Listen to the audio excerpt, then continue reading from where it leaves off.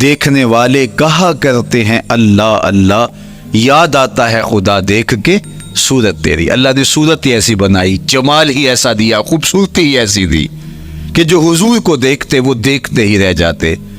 تو کتنے لوگ تھے کہ جنہوں نے محض حضور کو دیکھا، پھر اس کے بعد لب کھلے تو کلمہ ہی جاری ہوا۔ وہ خوبصورتی اور وہ جمال اللہ نے اپنے محبوب کو عطا کیا۔ آقا کریم علیہ الصلوۃ والسلام کا ایک ایک عضو بدن خوبصورتی کا مرقع تھا، بلکہ خوبصورتی کا معیار تھا۔ حسن کیا ہوتا ہے، حسن کا معیار کیا ہوتا ہے، جمال کسے کہتے ہیں، خوبصورتی کی تعریف کیا ہے، اعضائے محمد صلی اللہ علیہ وآلہ وسلم کا توازن دیکھ لو، تمہیں پتہ چلے گا کہ حسن کسے کہتے ہیں۔ حضور علیہ السلام کو اللہ تعالیٰ جل شانہ نے جو حسن بخشا، جو جمال دیا، جو خوبصورتی دی، وہ حضور کے مبارک قدموں سے اس کا انداز کیجئے کہ جس کے قدم اتنے سونے ہیں اس کا چہرہ کتنا سونا ہوگا۔ حضرت عبداللہ بن بریدہ رضی اللہ تعالی عنہ حضور کے مبارک قدموں کا ذکر کرتے ہوئے وصف جمال محمد کی کہانی چھیڑتے ہیں اور فرماتے ہیں کانا رسول اللہ صلی اللہ علیہ وآلہ وسلم احسن البشر قدما، کہتے ہیں کہ کائنات میں جتنے سونے قدم میرے حضور کے تھے کسی کے تھے ہی نہیں۔ جو جمال اللہ نے حضور کے مبارک قدموں کو دیا تھا، اللہ اکبر، وہ کسی اور کا مقسوم نہیں تھا۔ خوبصورت قدم۔ اور حضرت انس رضی اللہ تعالیٰ عنہ، حضرت ابو ہریرہ رضی اللہ تعالیٰ عنہ اور حضور کے وصاف ہیں حضرت ہند بن ابی اعلیٰ رضی اللہ تعالیٰ عنہ، یہ حضور کا حلیہ بیان کرتے ہیں۔ حضرت امام حسن بن علی رضی اللہ تعالیٰ عنہ نے حضرت ہند بن ابی اعلیٰ کو ایک دن کہا کہ مجھے اپنے آقا و مولا کا حلیہ بتاؤ، تو انہوں نے حضور کا حلیہ بیان کیا۔ یہ حضور کے وصاف ہیں، چونکہ انہوں نے حضور علیہ السلام کو بہت قریب سے دیکھا اور آقا کریم علیہ السلام کی زیارت سے مالا مال ہوئے۔ ویسے حضرت امام حسن نے بھی تو حضور کو دیکھا تھا، اور بھی اصحاب نے حضور کو دیکھا تھا۔ یہاں یہ بات دلچسپی سے خالی نہیں ہے کہ صحابی ہی تب بنتا ہے جب وہ حضور کو بنظر ایمان دیکھے، لیکن صحابہ ایک دوسرے سے پوچھتے تھے کہ بتاؤ حضور کیسے تھے؟ میاں تم نے نہیں دیکھا؟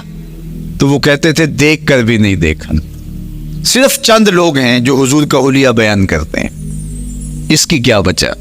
تو علماء نے لکھا کہ حضور کے چہرے پہ جلووں کی تابش ایسی تھی اور حضور کا جمال ایسا تھا اور اس کی چمک ایسی تھی کہ کسی میں ہمت ہی نہیں تھی کہ وہ جی بھر کے دیکھ سکے۔ تو بعد میں ایک دوسرے سے پوچھتے تھے بتاؤ تم نے دیکھا تو حضور کیسے تھے؟ اگر ان لوگوں کی تعداد میں آپ کو بتاؤں تو 3 درجن سے زیادہ نہیں ہوگی جو حضور علیہ السلام کے وصاف ہیں، حضور کے حلیہ نگار ہیں، جو آقا کریم علیہ الصلوۃ والسلام کی صورت کا نقشہ بیان کرتے ہیں۔ دیکھا 1,24,000 اصحاب نے ہے، لیکن جو وصف بیان کرتے ہیں، شمائل رسول کو بیان کرتے ہیں، ان کی تعداد 3 درجن سے زیادہ نہیں ہے۔ اور یہ بھی وہ لوگ ہیں جنہوں نے حضور کو بچپن میں دیکھا، جنہوں نے حضور کو سوئے ہوئے دیکھا، حضور کو بہت قریب سے دیکھا۔ حضور علیہ الصلوۃ والسلام کے پاس ان کا آنا جانا بہت زیادہ تھا، اس طرح انہوں نے حضور علیہ السلام کو دیکھا۔ حضرت حسان بن ثابت رضی اللہ تعالی عنہ فرماتے ہیں کہ میں جو حضور کا حلیہ بیان کرتا ہوں تو اس کا سبب یہ ہے کہ میرے پاس حضور کو دیکھنے کا ایک طریقہ آ گیا تھا۔ فلما نظرت الى انواره فودعت کفی علی عینی خوفا من ذهاب بصری، کہا کہ جب میں حضور کو دیکھتا تھا تو اپنی آنکھوں پر انگلیاں رکھ کے انگلیوں کی اوٹ سے دیکھتا تھا کہ حضور کے جلووں کی چمک سے میری آنکھوں کی بینائی نہ جاتی رہے۔ یہ کون کہہ رہے ہیں؟ حضرت حسان بن ثابت رضی اللہ تعالیٰ عنہ۔ اور آپ جانتے ہیں حضرت حسان بن ثابت رضی اللہ تعالیٰ عنہ شاعر ہیں، اور شاعر حسن دیکھنے میں بڑا دلیر ہوتا ہے، اور یہ حسن بھی ابھی پوشیدہ ہے، 70,000 بشریت کے پردے ڈالے گئے ہیں۔ اگر یہ حسن بے نقاب ہوتا تو کوئی جلووں کی تاب ہی نہ لا سکتا۔ یہی بہتر ہے کہ وہ پردے میں رو پوش رہے، وہ اگر پردہ اٹھا دے تو کسے ہوش رہے، کس کی ہمت تھی۔ اب چھپا ہوا مستور حسن بھی اگر دیکھتے ہیں تو آنکھوں پہ انگلیاں رکھ کے دیکھتے ہیں، اور بیان کرنے والوں کی تعداد میں نے عرض کی کہ 3 درجنوں سے زائد نہیں ہے۔ تو یہ وہ لوگ ہیں جنہوں نے حضور کو دیکھا۔ اب امام حسن پوچھ رہے ہیں حضرت ہند بن ابی حالہ رضی اللہ تعالی عنہ کو کہ آپ نے حضور کو دیکھا تو مجھے بتائیے میرے نانا کا جمال کیسا تھا۔ تو حضرت ہند بن ابی حالہ نے حضور کا حلیہ بیان کیا۔ تو جب حضور کے قدموں کی کہانی انہوں نے بیان کی تو حضرت ہند بن ابی حالہ نے کہا کان النبی صلی اللہ علیہ وآلہ وسلم شسن القدمین والکفین، حضور علیہ السلام کے مبارک قدم اور حضور کی ہتھیلیاں پرگوشت تھے۔ یہ حضور علیہ السلام کے مبارک قدموں کا جمال بیان کرتے ہیں۔ اللہ اکبر۔ اور حضور علیہ السلام کے قدموں کے بارے میں امام ترمذی جو شمائل میں حدیث لائے ہیں اس میں انہوں نے یہ بھی بیان کیا کان رسول اللہ صلی اللہ علیہ وسلم مسیح القدمین، حضور علیہ السلام کے مبارک قدم ملائم تھے، خوبصورت تھے، کھردرے نہیں تھے، کوئی پھٹن نہیں تھی۔ عمومی طور پہ قدم پھٹ جاتے ہیں اور ایڑیاں بہت سارے لوگوں کی پھٹ جاتی ہیں تو وہ خوبصورتی باقی نہیں رہتی۔ تو وہ کہتے ہیں کہ حضور مسیح القدمین تھے، اور جب آقا کریم علیہ الصلوۃ والسلام کے مبارک قدموں پہ پانی ڈالا جاتا تو وہ ڈھل کے نیچے چلا جاتا۔ یہ تھا حضور کے قدموں کا حسن اور حضور کے قدموں کا جمال۔ اچھا، آقا کریم علیہ السلام کی جو مبارک ایڑیاں تھیں وہ زیادہ پرگوشت نہیں تھی، ان کے اوپر گوشت زیادہ نہیں چڑھا تھا، اس لیے کہ ایڑیوں کا زیادہ پرگوشت ہونا ایڑیوں کے حسن کو زائل کر دیتا ہے۔ حسن کا مرقع ہی جمال مصطفیٰ ہے، تو اس لیے اللہ نے ایک ایک عضو کو تراش کر کے بنایا ہے، بلکہ پوچھ پوچھ کے بنایا ہے۔ جس طرح حسان بن ثابت رضی اللہ تعالی عنہ کہتے ہیں کأنک قد خلقت کما تشاء، محبوب مجھے تو یوں لگتا ہے جس طرح آپ کے رب نے آپ کو آپ سے پوچھ کے بنایا ہے کہ محبوب بتاؤ کہ میں آپ کے اعضاء کو کیسے توازن اور کیسے حسن اور کیسے جمال دوں۔ تو حضور کی مبارک ایڑیاں یہ پرگوشت نہیں تھیں، باقی حضور کے پاؤں پرگوشت تھے اور کوئی پھٹن نہیں تھی، بالکل نرم گداس اور بالکل جو ہے وہ ملائم تھے، اور جب پانی ڈالا جاتا تو پانی ڈھل کے نیچے 1 سیکنڈ میں آ جاتا۔ یہ اللہ نے محبوب کو حسن دیا۔ حضرت ہند بن ابی حالہ نے کہا کہ حضور کے مبارک تلوے جو تھے وہ درمیان سے اٹھے ہوئے تھے، ایڑیوں سے لے کر کے انگلیوں تک یہ تلوہ کہلاتا ہے، جو اس کا نچلا حصہ جو زمین سے مس کرتا ہے، اور اس میں جو درمیان والا حصہ ہے یہ اٹھا ہوا ہو اور بالکل پاؤں سیدھا نہ ہو تو یہ پاؤں کا حسن ہے۔ پاؤں کا بالکل سیدھا ہو جانا یہ پاؤں کے حسن کو زائل کر دیتا ہے۔ اس میں تھوڑا سا خم ہو، جب چلے تو انگلیاں اور پنجے کا جو ہے وہ آگے والا حصہ زمین پہ لگے اور ایڑی لگے، اور درمیان والا حصہ زمین پہ نہ لگے، تو یہ حسن ہوتا ہے کسی کے پاؤں کے تلوے کا۔ اللہ نے محبوب کے مبارک قدم کی پشت کو بھی حسن دیا، حضور کے تلووں کو بھی حسن دیا، حضور کی ایڑیوں کو بھی حسن دیا۔ سائل الاطراف، حضور کی مبارک انگلیاں قدرے لامبی تھی، اور یہ حسن ہوتا ہے۔ انگلیاں چھوٹی ہوں، ان کا قد پست ہو تو پاؤں کی خوبصورتی دکھائی نہیں دیتی، لیکن اللہ نے اپنے محبوب کی انگلیوں کو بھی ایک لمبائی عطا کر کے اس کو بھی ایسا جمال دیا تھا یار جو پاؤں کو دیکھتا رہے وہ پاؤں کو ہی دیکھتا رہ جائے۔ اللہ اکبر۔ اچھا، بعض احادیث میں آتا ہے کہ حضور علیہ السلام کے مبارک تلوے جو ہیں لیس لہا اخمس، یہ لفظ ہیں کہ وہ اخمس نہیں تھے، یعنی وہ درمیان سے اٹھے ہوئے نہیں تھے۔ تو اس کا کیا مطلب ہے؟ یہ حضرت ابو ہریرہ رضی اللہ تعالیٰ عنہ سے جو مروی روایت ہے اس میں یہ ہے لیس لہا اخمس، اور حضرت ہند بن ابی حالہ سے جو حضور کے مبارک تلووں کا حسن بیان کیا گیا ہے تو اس میں یہ بیان کیا گیا ہے کہ حضور علیہ الصلوۃ والسلام کا مبارک قدموں کا تلووں کا حسن یہ تھا کہ وہ درمیان سے تھوڑے سے اٹھے ہوئے تھے اور یہ خوبصورت پاؤں کا جمال ہوتا ہے. تو ان دو چیزوں میں علماء نے تطبیق کی ہے. اللہ ان علماء کی قبروں پر رحمت نازل کرے جو حضور کے حسن پہ، حضور کے جمال پہ گفتگو کرتے رہے اور ایک ایک عضو پر انہوں نے کئی کئی صفحات لکھے اور کتابیں انہوں نے تحریر کی حضور کے جمال پر. اب حضرت ہند بن ابی اعلیٰ رضی اللہ تعالی عنہ، انہوں نے تو حضور کو گھر میں دیکھا تھا. یہ حضرت خدیجۃ الکبریٰ رضی اللہ تعالی عنہا کے فرزند تھے ابو حالہ سے. اب انہوں نے تو دیکھا، اب حضور لیٹے ہیں تو انہوں نے حضور کے پاؤں کو دیکھا کہ درمیان میں ہلکا سا خم ہے اور یہ پاؤں کا جمال ہے. اب حضرت ابو ہریرہ رضی اللہ تعالی عنہ نے جو حضور کے پاؤں کو دیکھا تو یہ اندرون خانہ کا دیکھنا نہیں تھا.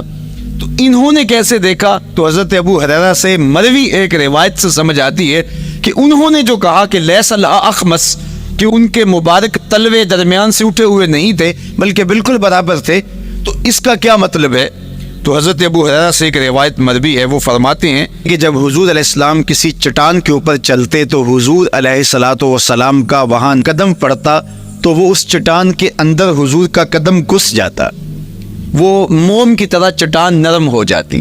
اس طرح زمین پر بھی حضور چلتے تو مبارک پاؤں کا جو نشان قدم ہے وہ پورا دکھائی دیتا. تو حضرت ابو ہریرہ رضی اللہ تعالیٰ عنہ اس سے یہ سمجھے کہ حضور کے تلوے جو ہیں وہ برابر ہیں. تو علماء نے اس پر گفتگو کی ہے. ایک تو حضور جب چلتے تھے تو آقا کریم پورے زور سے قدم زمین پہ رکھتے تھے اور اس وقار سے چلتے تھے کہ جس طرح حضور اونچائی سے نیچے کی طرف اتر رہے ہوں. تو جب پاؤں کو جما کر کے زور سے رکھا جائے تو پھر جو ہے وہ نشان نیچے پڑتا ہے. یا اللہ اپنے محبوب کے لیے زمین کو اور پتھروں کو بھی نرم کر دیا تو پھر حضور کے تلووں کا نقش بھی زمین کے اوپر جو ہے وہ حویدہ ہو جاتا.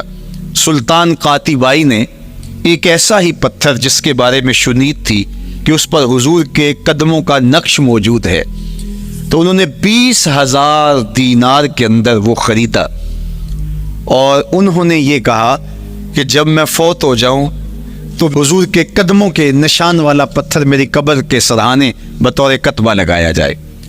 علامہ شہاب الدین خفاجی علیہ رحمہ لکھتے ہیں ہوا موجود الی الآن، وہ اپنے دور میں کہانی بیان کرتے ہیں وہ آج بھی سلطان قاتیبائی کی قبر کے سرحانے وہ پتھر نصب ہے جہاں حضور کے قدموں کے نشان موجود ہیں.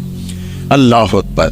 تو آقا کریم علیہ الصلوۃ والسلام کے مبارک تلوے، حضور علیہ السلام کی کم گوشت تراشی ہوئی ایڑیاں اور مسیح القدمین، حضور علیہ السلام کے ملائم نرم گداز پاؤں، ان کا حسن اور ان کا جمال، اور آقا کریم علیہ السلام کے قدموں کی انگلیاں جو قدرے لمبی تھی اور ان میں جو درمیان والی انگلی تھی وہ زیادہ لمبی تھی. اس پر حضرت میمونہ بنت کردم رضی اللہ تعالی عنہا اس انگلی کا حسن بیان کرتی ہیں، کہتی ہیں مجھے شوق ہوا کہ میں حضور کو دیکھوں. تو اپنے والد گرامی کے ساتھ حجۃ الوداع کے موقع پر میں بھی سعادت حج پا رہی تھی. تو حضور کو ملنے کے لیے جب ہم پہنچے تو آقا کریم اونٹنی کے اوپر سوار تھے، ناقہ پر جلوہ فراز تھے. تو میرے میں ہمت نہ ہو سکی کہ حضور کے چہرے کو دیکھ سکوں. ایسا جلوہ، ایسا جمال، اللہ اکبر، اور ایسا روپ اور ایسی چمک چہرے کی اور تابشیں تھی کہ میرے اندر ہمت نہ ہو سکی کہ میں حضور کے چہرہ نور کو دیکھ سکوں. اب آقا کریم اونٹنی پہ سوار تھے تو میں حضور کے مبارک پاؤں کو دیکھنے لگی. میں بس حضور کے پاؤں کا جمال اور خوبصورتی دیکھنے لگی، اسی میں کھو گئی. اب حضرت میمونہ بنت کردم رضی اللہ تعالی عنہا حضور کے مبارک قدموں کی ایک انگلی کا حسن بیان کرتی ہیں. اللہ اکبر. حضرت میمونہ بنت کردم سے یہی ایک روایت مروی ہے. ساری زندگی ان کے پاس سرمایہ یہی تھا، جب کسی مجلس میں جاتی تو وہ کہتی تمہیں بتاؤں حضور کی مبارک انگلی کا حسن کیا تھا. یہ سرمایہ ساتھ لیے لیے پھرتی کہ میں نے حضور کی انگلی کو دیکھا ہے، میں نے حضور کے قدم اور حضور علیہ السلام کے تلووں کی زیارت کی ہے.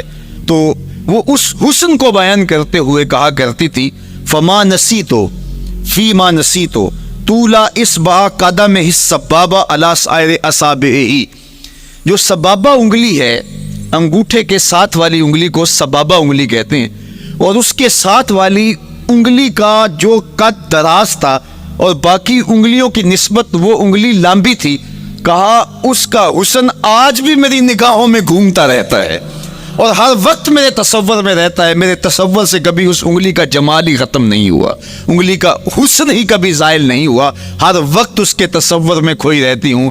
یار چہرے کے جمال کو کون بیان کرے گا، یہاں تو انگلی کا حسن بیان نہیں ہو رہا۔ ابھی وہ شعر پڑھا جا رہا تھا نا کہ قدموں پہ جبیں کو رہنے دو، قدموں پہ جبیں کو رہنے دو، چہرے کا تصور مشکل ہے، قدموں پہ جبیں کو رہنے دو، چہرے کا تصور مشکل ہے، جب چاند سے بڑھ کر ایڑی ہے رخسار کا عالم کیا ہوگا، جب چاند سے بڑھ کر ایڑی ہے رخسار کا عالم کیا ہوگا۔ تو اللہ نے اپنے محبوب علیہ الصلوۃ والسلام کو وہ جمال، وہ خوبصورتی اور حضور کے مبارک قدم، حضرت عبداللہ بن بریدہ رضی اللہ تعالی عنہ سے مروی روایت، کان رسول اللہ صلی اللہ علیہ وآلہ وسلم احسن البشر قدما، کہتے جتنے سونے قدم، جتنے منمونے قدم میرے حضور کے تھے، اتنے سونے قدم کسی اور کے تھے ہی نہیں۔ اللہ نے اپنے محبوب کو وہ جمال، وہ خوبصورتی اور وہ نور عطا کیا تھا۔ اچھا، یہ قدم، یہ ایڑیاں، یہ مبارک تلوے اور یہ دراز انگلیاں اور ان انگلیوں کی چمک اور ان کی رنگت کا جمال اور خوبصورتی، جہاں اس کا صوری حسن تھا تو مانوی حسن بھی دیکھنے والا تھا۔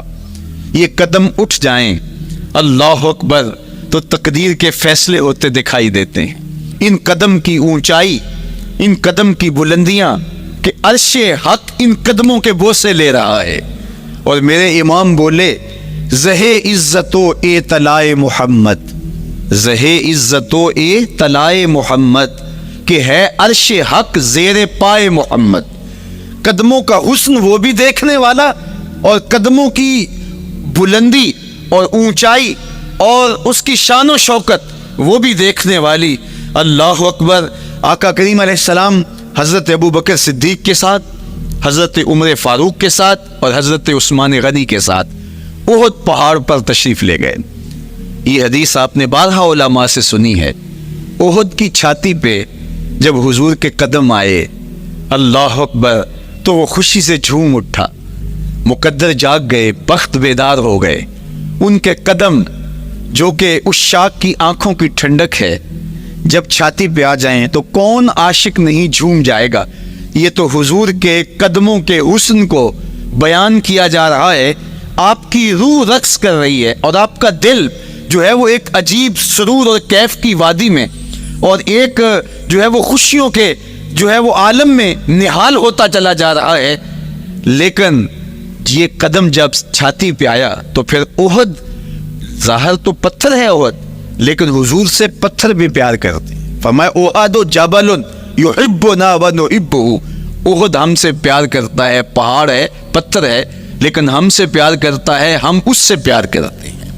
اس کائنات میں صرف سرکش انسانوں اور جنوں کے علاوہ کائنات کی ہر شے حضور سے پیار کرتی ہے، حضور سے محبت کرتی ہے۔ آؤ میں تمہیں پیار کی ایک اور کہانی سناؤں۔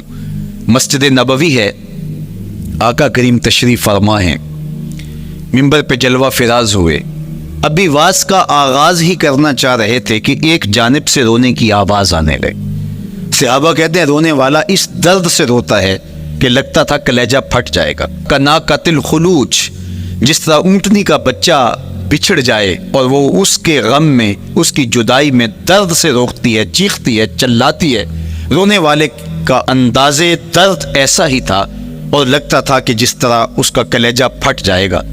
صحابہ دائیں بائیں دیکھتے ہیں لیکن رونے والا دکھائی بھی نہیں دیتا، اور ماحول کے اندر اس طرح درد پھیل رہا ہے کہ سینوں میں دل لرز رہے اور عجیب کیفیت طاری ہو گئی۔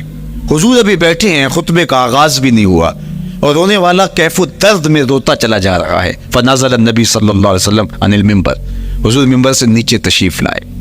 صحابہ کی آنکھیں محو حیرت، استجاب کا عالم ہے، یہ کون رو رہا ہے اور اتنے درد سے رو رہا ہے اور دکھائی بھی نہیں دے رہا۔ آقا کریم ممبر سے نیچے جلوہ فراز ہوئے، ایک سمت بڑھے، کھجور کا خشک تنا پڑا تھا۔ آج پہلا دن تھا کہ ممبر حضور علیہ السلام کے لیے بچھایا گیا، ورنہ یہ خشک تنا دیوار کے ساتھ جو ہے وہ رکھا گیا تھا اور حضور اس کے ساتھ ٹیک لگا کر کے واز کیا کرتے تھے۔ جب ممبر بن گیا تو اس کو اٹھا کر کے اب اس کی ضرورت نہیں رہی، ایک کونے میں ڈال دیا گیا۔ اب جو ہی حضور ممبر پہ تشریف فرما ہوئے تو اس خشک تنے کا کلیجہ لرز اٹھا اور وہ ایسے روتا تھا جس طرح اونٹنی کا بچہ بچھڑ جائے اور وہ روتی ہے، اس طرح وہ خشک تنا رو رہا تھا۔ اس تنے ہنانا در ہجر رسول زار می نالت جو ارباب عقول، جس طرح عقل والے، جس طرح جو ہے وہ فہم و ادراک رکھنے والے لوگ روتے ہیں درد سے، وہ رو رہا تھا۔ آقا کریم علیہ السلام اس کے پاس گئے اور اس کو اپنی آغوش میں سمیٹ لیا۔ بچھڑا ہوا بچہ جب اپنی ماں کو ملے تو اس کی ہچکیاں بن جاتی ہیں، اس کی کھکی بن جاتی ہے، تو یہی کیفیت اس کی ہو گئی، اور آقا کریم اپنا دستے رحمت اس کے اوپر پھیرتے چلے جاتے ہیں۔ بتدریج اس کی سسکیاں اور اس کے رونے کی آواز کم ہوتی چلی جا رہی ہے۔ آہستہ آہستہ وہ خاموش ہو گیا۔ حضور پھر دوبارہ تشریف لائے اور ممبر پہ خطبہ دینے سے قبل صحابہ کی آنکھوں میں استعجاب کا عالم دیکھا، حیرت کی فراوانی دیکھی۔ فرمایا کہ تم جو سوال کرنا چاہ رہے ہو، جو تمہاری آنکھوں میں پوشیدہ سوال ہے، میں اس کو اچھی طرح جانتا ہوں۔ لو لم افعل ہاکذا لحن الی یوم القیامہ، اگر میں ممبر سے اتر کے اپنے عاشق زار کو یوں تسلی نہ دیتا، یہ قیامت تک یوں ہی روتا ہی رہتا۔ حضرت محمد بن سیرین رضی اللہ تعالیٰ عنہ کہا کرتے تھے کہ حضور کی محبت میں ایک خشک تنا بھی زارو زار روئے تو جس کے سینے کے اندر محبت بھرا دل ہے تو وہ حضور کے عشق میں آنسو کیوں نہیں بہائے گا؟ حضور کی یاد میں اس کی آنکھیں آنسو کا خراج کیوں نہیں دیں گی؟ تو وہ خشک تنا حضور کی محبت میں رو رہا ہے۔ اب ہے یہ پتھر، لیکن میرے حضور فرماتے ہیں کہ یہ پہاڑ مجھ سے پیار کرتا ہے اور میں اس سے پیار کرتا ہوں۔ اب حضور اپنے اس محب کے گھر تشریف لے گئے اور اس کی چھاتی پہ قدم رکھا تو وہ خوشی سے جھوم اٹھا۔ فضاربا برجلہ ہی، اپنا مبارک پاؤں زور سے مارا۔ فقال اسبت احد فانما علیک نبی و صدیق و شہیدان، فرمایا احد ٹھہر جا، تیرے اوپر اللہ کا ایک نبی ہے، ایک صدیق اور 2 شہید ہیں۔ تو حضور کی مبارک ایڑی کے لگنے کی دیر تھی، حضور کے قدم کی ضرب کی دیر تھی کہ اس کا زلزلہ تھم گیا۔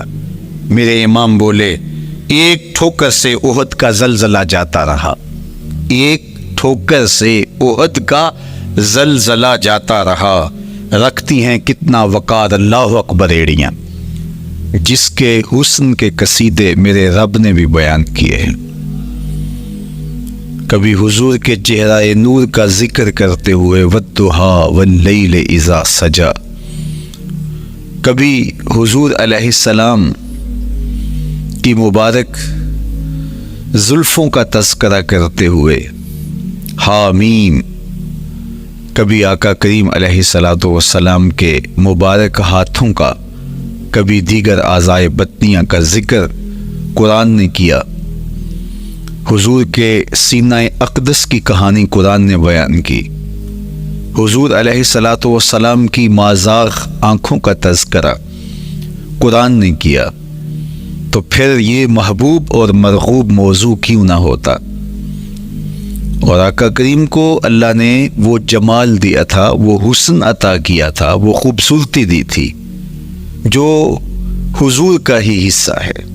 ویسے اللہ کا ہر پیغمبر، ہر نبی، ہر رسول خوبصورت ہوا، کوئی نبی ایسا نہیں ہے جو خوبصورت نہ ہوا ہو، یہ اللہ کا انتخاب ہے۔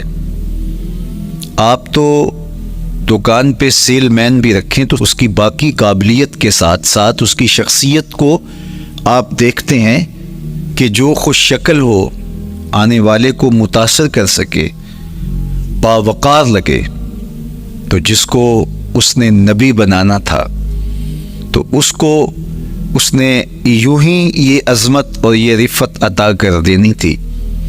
تو اللہ کا ہر نبی حسین، ہر نبی جمیل، لیکن جو جمال، جو خوبصورتی، جو حسن جو شان و شوکت اللہ نے میرے اور آپ کے آقا و مولا حضور ختمی المرتبت کو عطا کی، وہ حضور کا ہی مقسوم ہے، وہ حضور علیہ السلام کا ہی حصہ ہے۔ سر انور سے لے کر پائے نور تک حضور کا ہر عضو بدن خوبصورتی کا مرقع اور جمال کا معیار ہے۔ خوبصورتی کیا ہوتی ہے حسن محمد کو دیکھ لو، کوئی عیب کوئی نقص حضور کے پاکیزہ وجود میں نہیں رکھا گیا۔ خلقت مبرأ من کل عیب، حضور کے سامنے حضرت حسان بن ثابت نے یہ پڑھا اور آقا کریم نے اس پر خوشی کا اظہار کیا اور اللہ کی بارگاہ میں دعا کی، اللہم ایدہ بروح القدس، جبریل امین سے اللہ اس کی مدد فرما۔ تو انہوں نے یہ بات کہی کہ آپ کو ہر عیب سے مبرہ رکھا گیا ہے، آپ کا پیکر نور، آپ کا وجود مسعود حسن و جمال کا ایسا مرقع بنایا گیا کہ جس میں کوئی نقص نہیں رکھا گیا، صوری حسن بھی عطا کیا گیا، مانوی حسن بھی عطا کیا گیا۔ حضور کے اعضاء کا جو ظاہری حسن تھا وہ بھی اپنی مثال آپ تھا، اور جو باطنی جمال اور باطنی حسن اور باطنی کمال عطا کیا گیا تھا وہ بھی اپنی مثال آپ ہے۔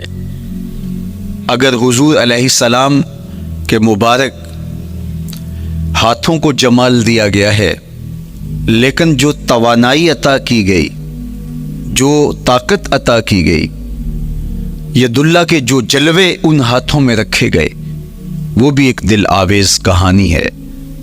اگر آنکھوں کی پتلیاں خوبصورت ہیں اور آپ کی مبارک آنکھوں کی چمک سے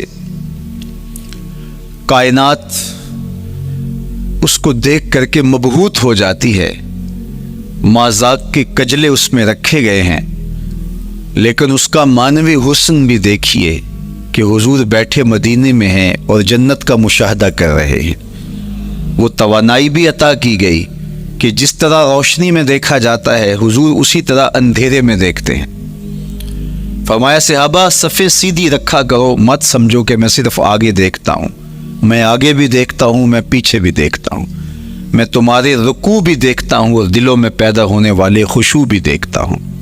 اقبال بولے، اے فروغت صبح آثار و دہور، چشم تو بینندائے ما فی الصدور۔ لوگوں کی نظریں تو سینے کے اوپر دیکھتی ہیں، اے آمنہ کے در یتیم، تیری نظر تو سینے کے اندر چھپے راز بھی دیکھتی ہے۔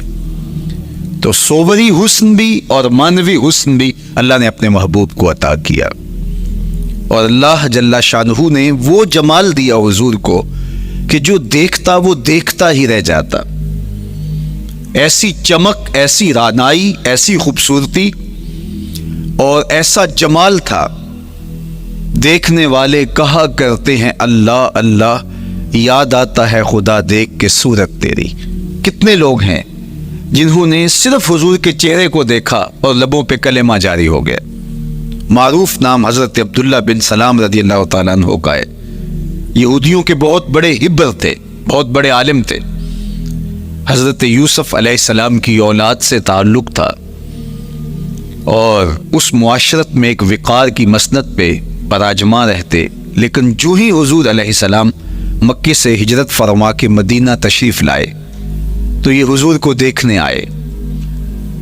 با فضل الصدقہ اٹھا کر دیکھیے کہ ایک مناظرہ ترتیب دیا انہوں نے کہ ان سے یہ بات کروں گا، یہ سوال کروں گا، یہ اعتراض اٹھاؤں گا، لیکن جب حضور کی مجلس میں پہنچے اور آقا کریم علیہ السلام کے رخ زیبا کو دیکھا تو سارے سوال بھول گئے۔ رومی بولے، اے لقائے تو جواب ہر سوال، حل شود ہر مشکلت بے کی لوکال۔ تیری ملاقات ہی تو سارے سوالوں کا جواب ہے، تیرا ایک بار دیکھ لینا ہی تو سارے مسئلے حل کر دیتا ہے۔ تو سوالات کا ایک ڈھیر اٹھائے لائے تھے، ایک گٹھڑی باندھ کے لائے تھے سر پہ رکھ کے، لیکن جو ہی حضور کو دیکھا تو وہ جو گٹھڑی باندھ کے لائے تھے اس کی گرہیں ڈھیلی ہونے لگی، پھر سوال تتلیوں کی طرح اڑنے لگے، اور حضور کو دیکھا تو کوئی سوال ہی باقی نہ رہا۔ اب آقا کریم نے فرمایا عبداللہ ابن سلام آؤ کدھر آئے ہو؟ یہ تو مناظرہ کرنے آئے تھے، سودا لینے کے لیے بازار گئے ہم، ہاتھ اس کے بکے جس کے خریدار گئے۔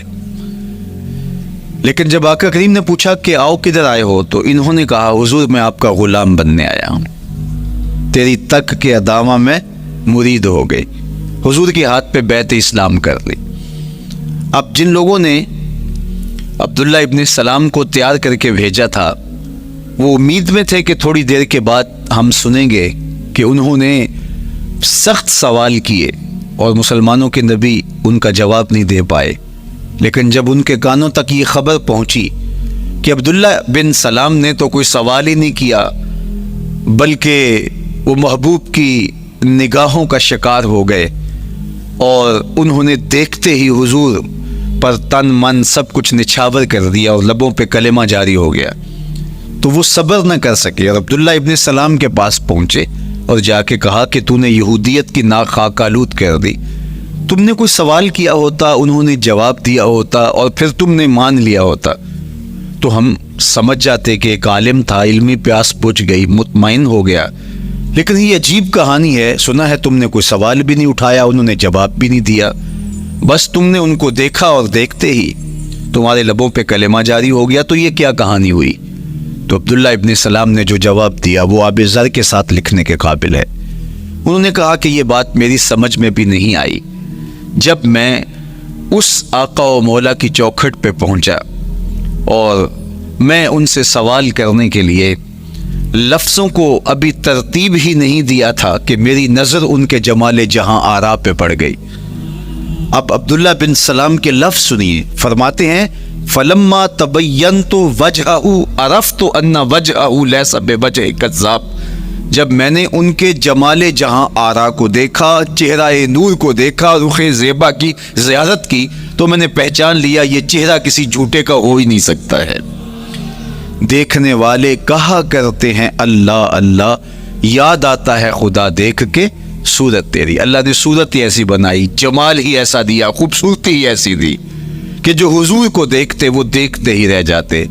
شہر مدینہ میں حاضر ہوتے ہیں تو وہ احد پہ تو ضرور جاتے ہیں، حضرت امیر حمزہ کے مزار پہ حاضری دینے کے لیے اور اس جبل احد کو دیکھنے کے لیے، اور یقین جانیے گا جبل احد کو جب ہم دیکھتے ہیں تو عجیب کیفیات میں ڈوب جاتے ہیں۔ میں تو وہاں دوستوں کو کہا کرتا ہوں کہ آج پورا مدینہ بدل گیا ہے، یعنی اس کی وہ صورت، وہ کچے مکان، وہ گروندے، وہ گھر، وہ کوچہ و بازار، وہ کچی سڑکیں، وہ ماحول آج وہ آپ کو نظر نہیں آ رہا۔ جہاں کچے مکان تھے جن کے اوپر چھت کھجور کے پتوں کی پڑی تھی، وہاں عالی نصب پلازے آپ کو نظر آتے ہیں، فلک بوس آپ کو ہوٹل نظر آتے ہیں۔ وہ کچی سڑکیں آج آپ کو وہاں دکھائی نہیں دیتی، وہاں تارکول کی بچھی ہوئی سڑکیں دکھائی دیتی، خوبصورت پتھر لگے ہوئے آپ کو نظر آتے ہیں، وہ ممیاتی ہوئی بکریاں، وہ جگالی کرتے ہوئے اونٹ آج آپ کو وہاں دکھائی نہیں دیتے، وہ ماحول آپ کو نظر نہیں آتا۔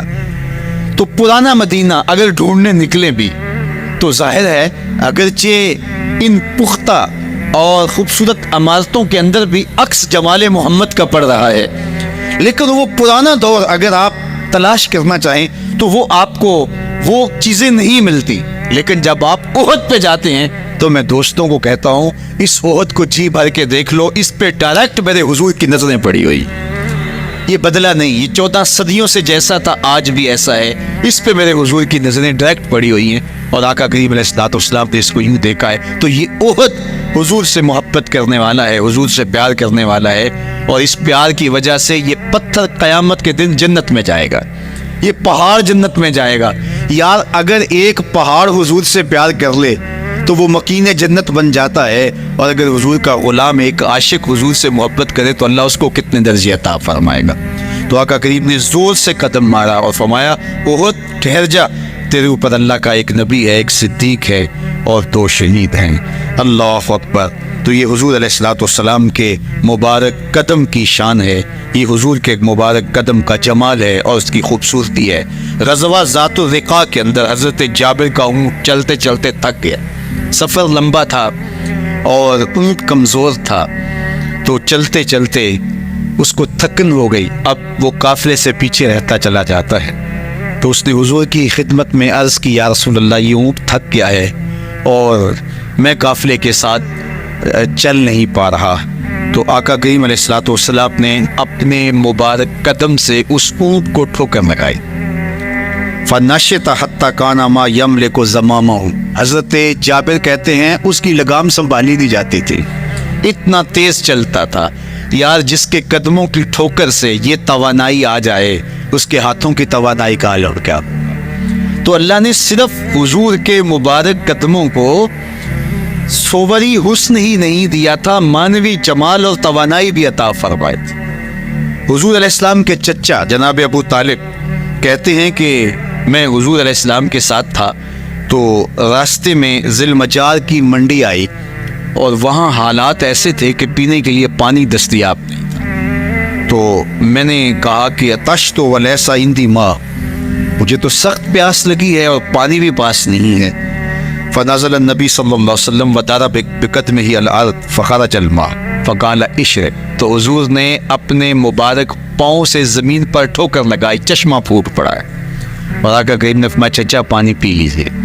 تو وہ پاؤں اگر زمین پہ لگے تو چشمے پھوٹے، اگر احد پہاڑ پہ وہ پاؤں پڑے تو اس کا زلزلہ جاتا رہے، اور اگر وہ کسی جانور کو حضور ٹھوکر لگائیں تو اس کے اندر اس قدر تیزی آ جائے کہ اس کی پاک سنبھالی نہ جائے، اتنا سریع رفتار ہو جائے۔ اب ان قدموں پہ کون قربان نہیں ہوگا؟ یار ان قدموں کو چومنے کے لیے جبریل بھی تو بے تاب دکھائی دیتے۔ معراج کی شب جب جبریل حاضر خدمت ہوئے، حضور محو استراحت تھی، تو جبریل عرض گزار ہوئے مالک تیرا محبوب تو سو رہا ہے۔ اللہ اکبر، تبارک اللہ، شان تیری تجھی کو زیبا ہے بے نیازی، کہیں پہ جوش لن ترانی، کہیں تقاضے وصال کے تھے۔ ایک کوہ دور پہ خود چل کے جاتا ہے اور عرض گزار ہوتا ہے رب آردی انظر الیک، مالک تجھے دیکھنا چاہتا ہوں۔ اللہ اکبر، سراپا چشم بنا ہوا ہے اور کہتا ہے مالک میں تجھے دیکھنا چاہتا ہوں۔ جواب کیا آتا ہے؟ لن ترانی، تم نہیں دیکھ سکتے، میرے جلووں کی تاب نہیں لا سکتے۔ ایک خود چل کے جا رہا ہے اور تقاضا رویت کرتا ہے، اور جواب آتا ہے لن ترانی۔ اور ایک سویا ہوا ہے چادر اوڑھ کے، اور جبریل کہتے ہیں محبوب اٹھیے، رب آپ کو بلا رہا ہے۔ تبارک اللہ، شان تیری تجھی کو زیبا ہے بے نیازی، کہیں پہ جوش لن ترانی، کہیں تقاضے وصال کے تھے۔ تو جبریل حاضر خدمت ہوئے، حضور استراحت میں ہیں، تو آواز آئی یا جبریل قبل قدم ہے، میرے محبوب کے قدموں کو چوم لے۔ اب جبریل حضور علیہ السلام کے قدموں کو بوسے دے رہے۔ کسی نے جبریل سے تصور کے عالم میں پوچھا، حضور کے قدم چومے، حضور کے تلووں کو بوسے دیے، بتا کیفیت کیا ملی؟ تو بولے نہ جنت کی کلیوں میں دیکھا مزہ جو محمد کی تلیوں میں دیکھا۔ وہ سرور وہاں جو نصیب ہوا۔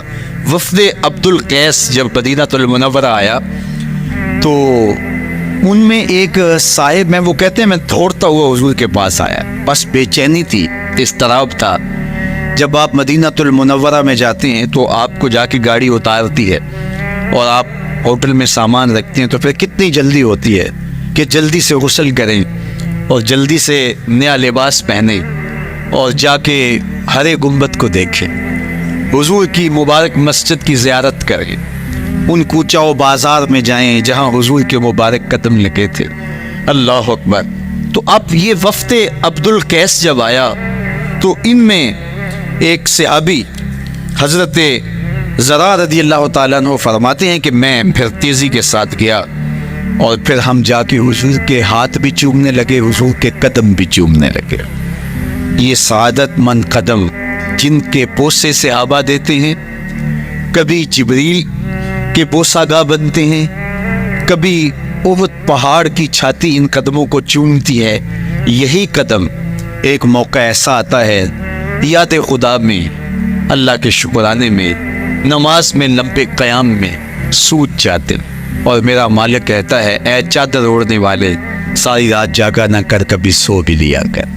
اللہ اکبر۔ تو یہ حضور علیہ السلام کے مبارک قدموں کا جمال اور مبارک قدموں کا حسن اور خوبصورتی ہے۔ اللہ نے اپنے محبوب علیہ السلام کے مبارک قدموں کو صوری اور معنوی حسن سے نوازا، اور یہ حسن حضور کے مبارک قدموں کا ہے۔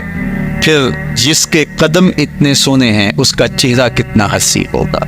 ایک سوال اٹھ سکتا ہے کہ حضور کے حسن کو بیان کرنے کا مقصود کیا ہے؟ تو صاحب، کسی کے حسن کو بیان کرنے کا مقصود یہی ہوتا ہے کہ اس سے پیار اور محبت کا ربط قائم ہو، اور اگر قائم ہے تو مضبوط ہو۔ ہم حضور علیہ السلام کے حسن کو بیان اسی لیے کرتے ہیں، اور محدثین نے اس پر باقاعدہ کتابیں اسی لیے لکھی اور کتب حدیث میں باقاعدہ شمائل رسول پہ باب اسی لیے باندھے تاکہ لوگوں کے سینے میں حضور کی محبت کی جوت لگے، اور وہ جو شعلہ جوالہ ان کے سینے میں حب رسول کا ہے وہ اور بھڑک اٹھے، اور بندہ جس سے محبت کرتا ہے پھر اس کی اطاعت بھی کرنے لگ جاتا ہے۔ تو جو محبوب اتنا سونا ہے، اتنا جمال آفرین ہے، اور جس کے قدم اتنے سونے ہیں، پھر اس کے نقش قدم کو کیوں نہ تھام لے، اس کے نقوش پا کو خضر راہ کیوں نہ بنا لے، پھر ان کے اٹھنے والے قدموں پر اپنی زندگی کیوں نچھاور نہ کر دیں۔ اگر سر پہ رکھنے کو مل جائے نقش نالے حضور تو کہیں کہ ہاں تاجدار ہم، یعنی وہ قدم تو قدم رہا، اس قدم کی رعنائیاں، اس کی خوبصورتیاں، اس کا جمال اور اس کا حسن تو حسن رہا۔ جہاں وہ مبارک قدم لگا، جہاں وہ نقش لگا، اگر وہ نقش بھی سر پہ رکھنے کو مل جائے تو کہا کہ اگر سر پہ رکھنے کو مل جائے نقش نالے حضور، حضور علیہ السلام کا قدم تو جزو بدن رسول ہے۔ حضور علیہ السلام کے مبارک قدموں میں وہ جو نالین تھی، اس نالین کا بھی نقش وہ اگر سر پہ رکھنے کو مل جائے تو ہم زمانے کے تاجدار کہلائیں گے، اور جن کے سر پہ حضور کا قدم آ جائے ان کا مرتبہ کیا ہوگا۔ تو یہاں اس نقش کو بھی دیکھیے، حضور کے مبارک قدموں میں جو نالین آیا اس کو نالین شریف کہتے ہیں۔ اس نال کو نال شریف یا ان نالین کو نالین شریف کہا جاتا ہے، اس لیے کہ وہ حضور کے مبارک جسم سے جڑ گئے، حضور سے ان کا ربط پیدا ہو گیا، وہ جزو بدن رسول نہیں ہیں، تو اس کا یہ مرتبہ ہے۔ تو پھر حضور علیہ السلام کی شان اور حضور کی عظمت کیا ہوگی، اللہ اکبر۔ بلکہ حضور علیہ السلام کے نالین جہاں رکھے جائیں، وہ کسی نے کہا نا کہ ذرے اس خاک کے تابندہ ستارے ہوں گے، ذرے اس خاک کے تابندہ ستارے ہوں گے جس جگہ آپ نے نالین اتارے۔ وہ جگہ جہاں حضور کے قدم نہیں، حضور کے قدموں سے مس ہوئے ہوئے نالین رکھے جائیں، وہاں جو ذرے اس نالین کے تلووں کو چومتے ہیں وہ بھی آسمان کے ستاروں سے اس شاخ کو حسین دکھائی دیتے ہیں، وہ بھی زیادہ چمکدار دکھائی دیتے ہیں، اور اس شاخ کی آنکھوں کا سرما اور ان کے دل کا قرار اور روح کی ٹھنڈک قرار پاتے ہیں۔ تو یہ ہے حضور علیہ السلام کی نسبت کا احترام اور حضور کی محبت کا اثر جو اس شاخ کے سینے میں محسوس کیا جاتا ہے۔ اللہ مجھے آپ کو اپنی خاص پناہیں، امان اور حفاظتوں کا حساب بخشے۔ کار ما آخر شدو آخر زما کار نشد، مشتقہ کے ما غبار کوچہ یار نشد۔